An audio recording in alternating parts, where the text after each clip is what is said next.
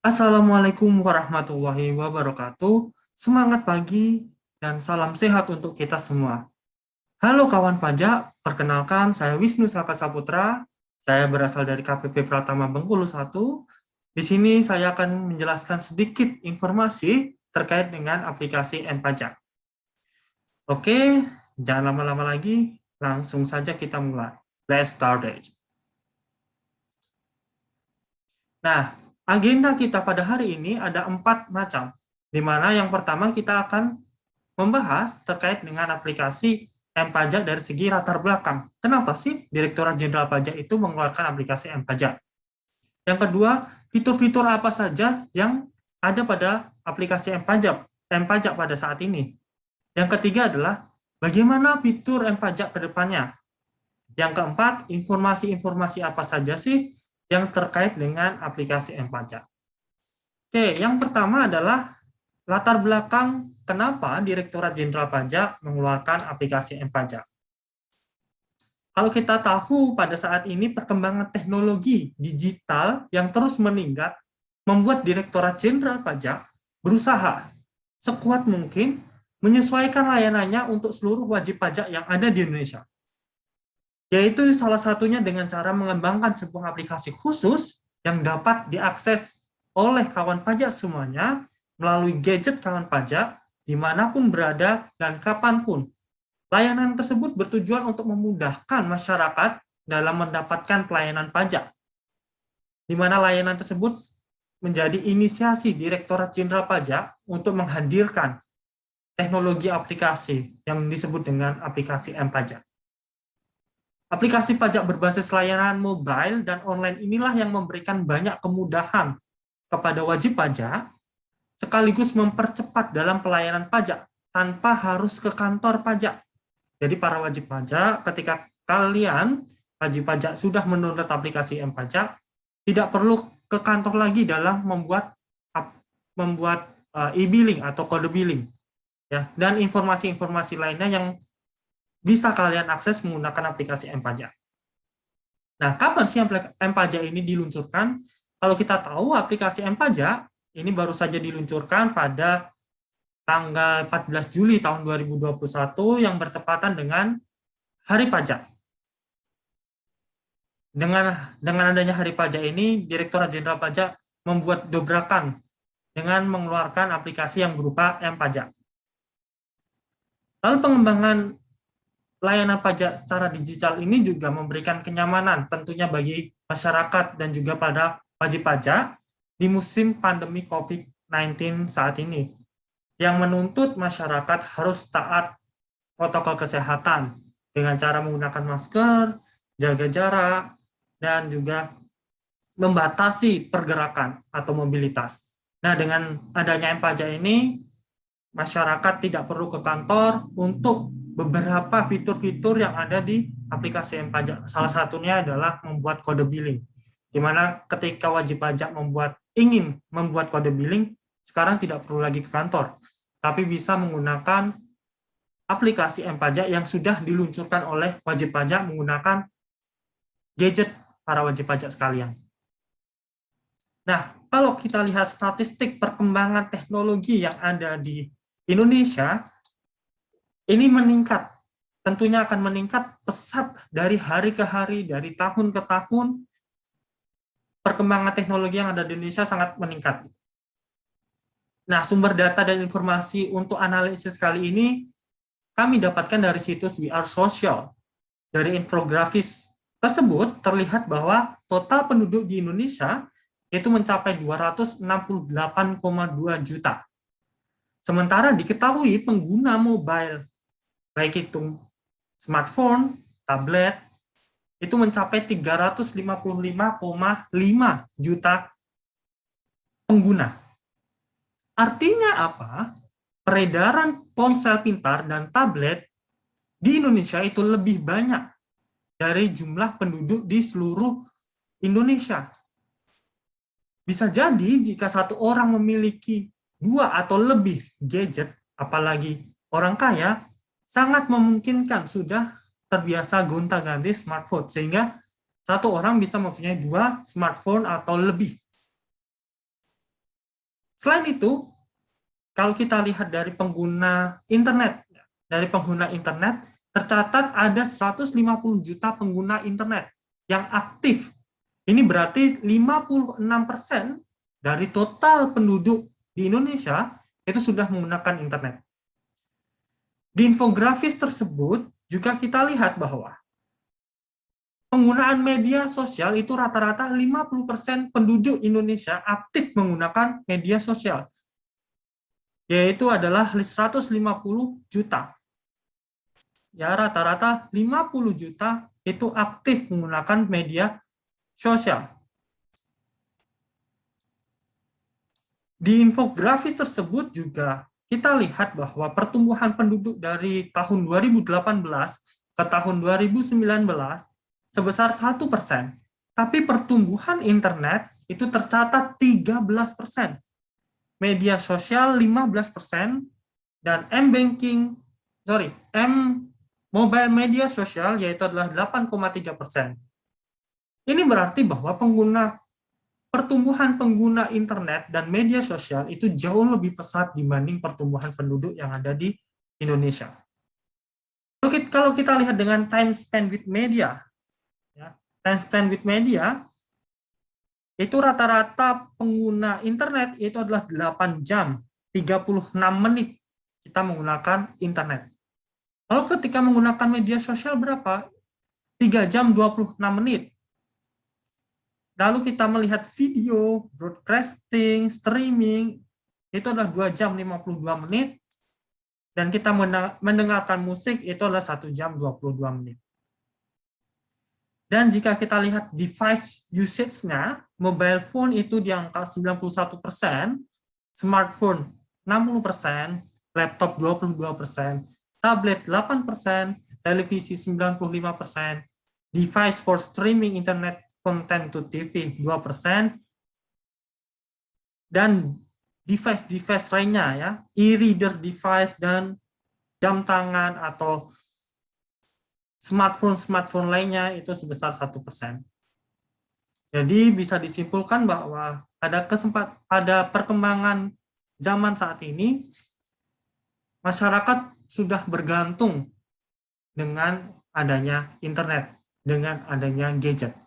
Oleh karena itu, terobosan yang sangat luar biasa telah dilakukan oleh Direktorat Jenderal Pajak dengan meluncurkan aplikasi yang disebut dengan M-Pajak. Nah, aplikasi M-Pajak ini dikembangkan sejak 2019, ya, di mana ada 3 tujuan kenapa muncul dengan aplikasi M-Pajak. Yang pertama adalah mengurangi interaksi langsung antara petugas dan wajib pajak. Nah, awalnya tujuan pengembangan layanan berbasis digital ini adalah untuk meminimalisir beban kerja di kantor pelayanan pajak, sekaligus mengurangi interaksi langsung antara petugas dan wajib pajak untuk menghindari hal-hal yang tidak diinginkan, seperti fraud, dan juga pandemi saat ini sangat berguna sekali, yaitu dengan jaga jarak antara petugas dan wajib pajak untuk menjaga kestabilan angka COVID-19 yang ada di Indonesia. Yang kedua adalah program inisiasi 3C. Dikembangkan dari tahun 2019 melalui program inisiatif yang dikenal dengan istilah 3C atau Click, Call, and Counter. Program 3C memang mengarahkan wajib pajak untuk mendapatkan pelayanan secara online yang awalnya masih menggunakan situs resmi Direktorat Jenderal Pajak, pajak.go.id, dan lain sebagainya. Yang ketiga adalah menyelaraskan pelayanan dengan perkembangan zaman. Jika layanan melalui situs resmi Direktorat Jenderal Pajak itu tidak bisa diakses, maka wajib pajak bisa mendapatkan layanan melalui kring pajak, yaitu dengan call. Sedangkan counter lebih bersifat layanan langsung di kantor pelayanan pajak terdekat. Nah, sasaran aplikasi M-Pajak ini sebenarnya untuk siapa sih? Semua wajib pajak itu bisa mengakses aplikasi M-Pajak. Tetapi sasaran aplikasi M-Pajak itu digunakan untuk atau wajib pajak orang pribadi, di mana M-Pajak akan lebih menyasar kepada wajib pajak orang pribadi, baik karyawan maupun usahawan, baik itu UMKM, yang mana mereka tidak mempunyai konsultan pajak, mungkin membuat pencatatan atau pembukuan juga kesulitan, atau karena mungkin tidak sempat karena mobilitas wajib pajak yang sangat tinggi, bahkan banyak UMKM yang mungkin tidak mempunyai komputer, tetapi kalau handphone, mereka pasti punya. So, M-Pajak merupakan aplikasi mobile yang dikembangkan Direktorat Jenderal Pajak untuk memudahkan wajib pajak dalam mendapatkan layanan yang lebih personal, mudah, cepat, pada gadget kita masing-masing. Aplikasi ini juga bisa kita unduh secara gratis melalui Play Store untuk Android dan App Store untuk iPhone. Sehingga sasaran aplikasi M-Pajak itu untuk wajib pajak orang pribadi, baik itu karyawan maupun UMKM, terlebih wajib pajak UMKM atau usahawan, yang mana mereka harus membuat kode billing untuk membayarkan pajaknya atau PP23 PPh finalnya. Sehingga aplikasi M-Pajak ini sangat memudahkan mereka untuk membuat kode billing. Tidak perlu lagi ke kantor, cukup menggunakan gadget mereka sudah bisa membuat kode billing dan nantinya akan dibayarkan di kantor pos atau bank terdekat. Nah, selanjutnya kita akan membahas terkait dengan fitur-fitur M-Pajak sekarang. Apa aja sih fitur-fitur M-Pajak sekarang? Ada 4 ya, ada 4 ditambah nanti ada 1 fitur yang ada di aplikasi M-Pajak. Yang pertama adalah informasi tenggat waktu pajak ya, informasi tenggat waktu pajak. Tenggat waktu perpajakan dapat digunakan untuk mengingatkan wajib pajak mengenai batas waktu penyetoran dan pelaporan pajak terkini. Ini meliputi tanggal berapa kita akan melapor, tanggal berapa kita akan setor PPh, tanggal berapa kita akan membayar pajak. Nah, informasi ini ada pada aplikasi M-Pajak. Yang kedua adalah informasi KPP terdekat. M-Pajak juga akan membantu wajib pajak menemukan informasi mengenai kantor pelayanan pajak terdekat dari posisi GPS yang terintegrasi dengan aplikasi M-Pajak. Ketiga, yaitu adalah informasi peraturan perpajakan. Wajib pajak juga akan mendapatkan informasi pajak, terutama peraturan perpajakan terbaru. Jadi, jika wajib pajak masih bingung terkait dengan peraturan pajak, wajib pajak bisa mendownload aplikasi M-Pajak dan melihat informasi peraturan perpajakan apa saja atau informasi peraturan perpajakan terbaru yang dikeluarkan oleh Direktorat Jenderal Pajak. Yang keempat, yang paling bermanfaat untuk para wajib pajak, yang paling urgent untuk para wajib pajak, yaitu membuat kode billing. Semua wajib pajak tentu membutuhkan kode billing untuk membayar pajak. Nah, dengan aplikasi M-Pajak, kalian semua, para wajib pajak, tidak perlu datang ke kantor. Cukup menggunakan gadget kalian dan bisa membuat kode billing sendiri di rumah, di mana saja bisa Anda buat kode billing tersebut. Dan yang terakhir adalah adanya NPWP digital, di mana kita tidak perlu lagi menggunakan kartu untuk melihatkan NPWP, cukup menggunakan NPWP digital yang ada pada aplikasi M-Pajak tersebut. Pajak ke depan itu seperti apa sih? Nah, ini yang paling seru untuk kita bahas. Kedepannya pajak ini digunakan atau bisa dikembangkan seperti apa sih gitu ya. Nah, fitur transaksi ya, fitur transaksi. Yang pertama yaitu adalah pembuatan surat keterangan bebas pajak. Jadi, kedepannya menurut Bapak Iwan Juniardis selaku pada waktu itu adalah Direktur TIK yang sekarang menjadi staf khusus ahli Kementerian Keuangan, di mana kedepannya bisa juga M-Pajak ini digunakan untuk membuat surat keterangan bebas pajak.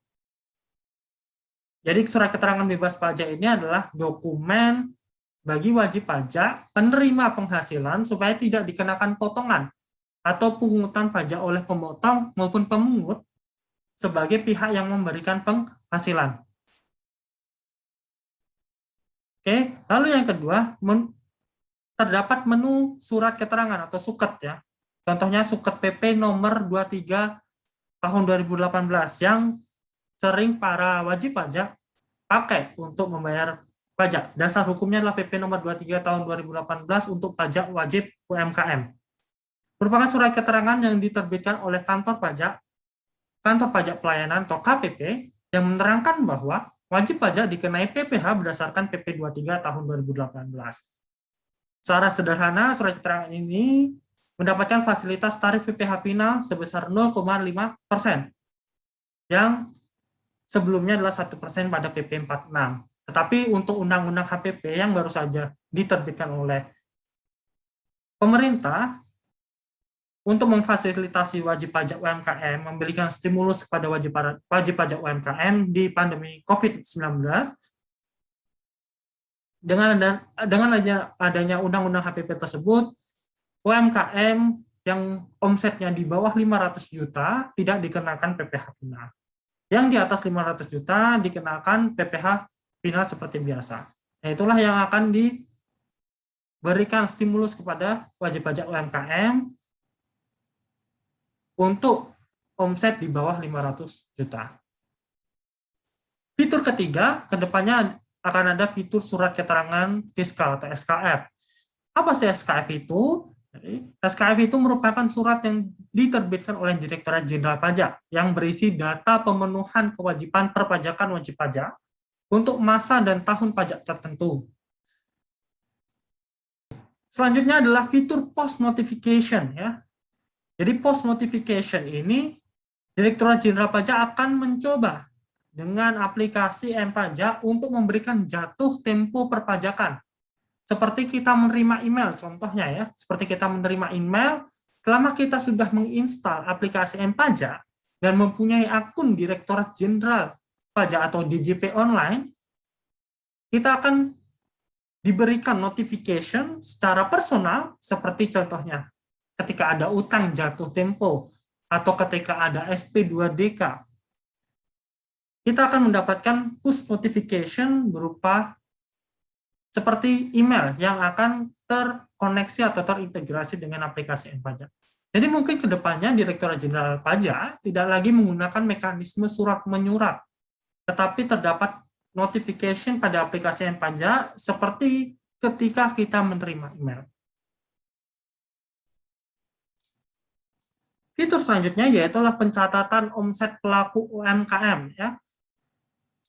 Fitur baru ini dialamatkan untuk meningkatkan kepatuhan wajib pajak UMKM dengan mempermudah pelayanan elektronik.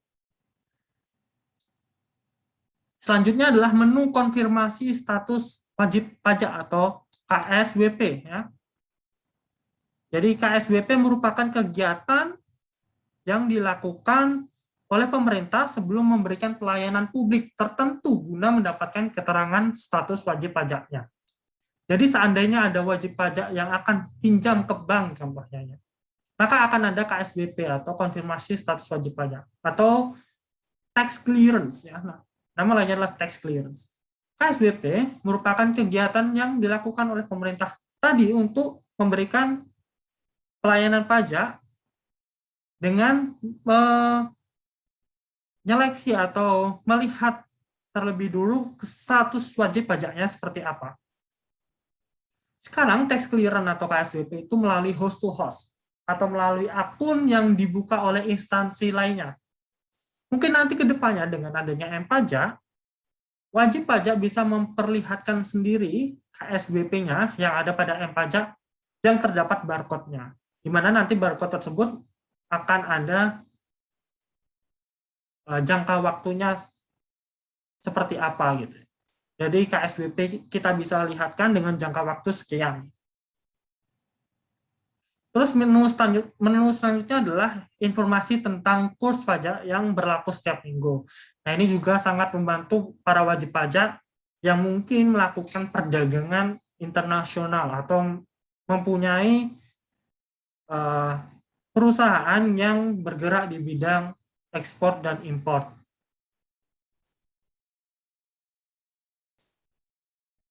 Selanjutnya adalah fitur akun elektronik wajib pajak atau e-taxpayer account ya, e-taxpayer account.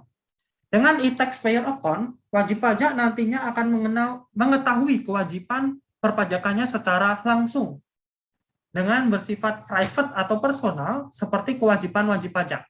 Pembayaran wajib pajak bahkan ke depan bisa melihat seberapa patuh wajib pajak itu terhadap perpajakannya, sehingga wajib pajak tahu bagaimana gambaran tentang dirinya. Aplikasi e-taxpayer account atau e-TPA ini semacam jawaban atas tantangan disruptif teknologi yang tidak mungkin terelakkan lagi. Dengan adanya e-TPA atau e-taxpayer account, kedepannya diharapkan tidak lagi kondisi di mana jurusita pajak datang untuk menagih hutang pajak, namun wajib pajak belum menerima surat tagihan pajaknya. Jadi dengan adanya e-TPA, kasus seperti itu sudah mungkin tidak ada lagi, ya, mungkin tidak ada lagi. Karena bisa jadi kasus seperti jurusita pajak datang tapi wajib pajak belum menerima surat tagihan pajaknya, mungkin saja terjadi dikarenakan wajib pajak pindah alamat atau tidak memberitahukan ke kantor pajak atau tidak melakukan perubahan data sehingga alamat yang dikirimkan berbeda dengan alamat aslinya, sehingga surat cinta yang ada pada kantor pajak itu tidak sampai, atau STP, surat tagihan pajaknya tidak tersampaikan oleh wajib pajak. Jadi dengan adanya e-TPA, wajib pajak mau di mana saja, dia akan dapat STP tersebut atau surat tagihan pajak tersebut. Yang ketiga adalah WP tidak perlu datang ke kantor pajak lagi, hanya untuk menanyakan rincian pembayaran pajak bulanan untuk mengisi SPT tahunannya. Semua informasi itu bisa dilihat pada e-TPA. Keempat, e-taxpayer account sebagai layanan yang consumer friendly. Nantinya diharapkan menjadi lembaran baru era transparansi kepada wajib pajak, sehingga akan tercipta trust antara Direktorat Jenderal Pajak dan wajib pajak. Kondisi saling percaya ini akan berdampak pada peningkatan kepatuhan wajib pajak. Pada akhirnya, penerimaan pajak akan meningkat seirama dengan meningkatnya kepatuhan wajib pajak.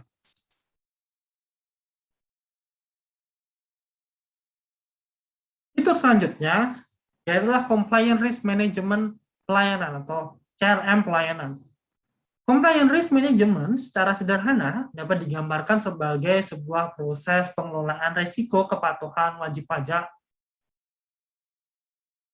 yang dilakukan secara sistematis oleh Direktorat Jenderal Pajak dengan membuat pilihan perlakuan treatment yang dapat digunakan untuk meningkatkan kepatuhan secara efektif.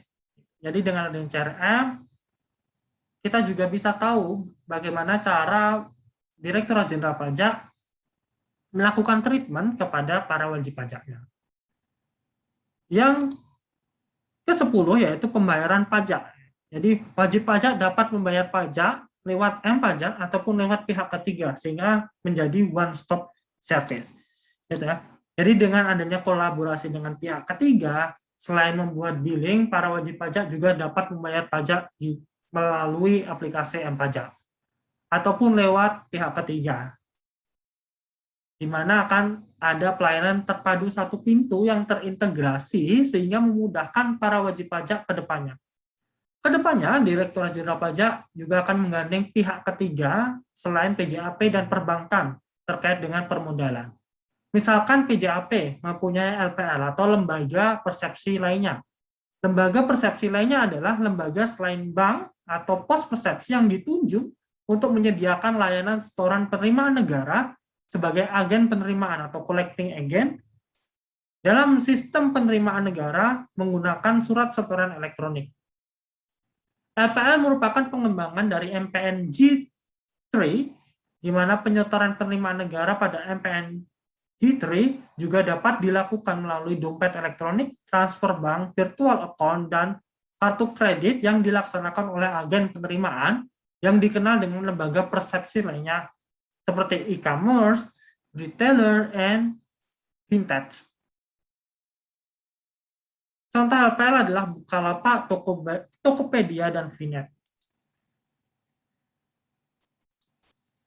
Oke, jadi DJP sudah mempersiapkan siap ya untuk para wajib pajak. Sekarang Direktorat Jenderal Pajak sedang mengembangkan siap atau pembaruan sistem inti aplikasi perpajakan atau Cortex System, di mana nantinya akan terintegrasi dengan M-Pajak.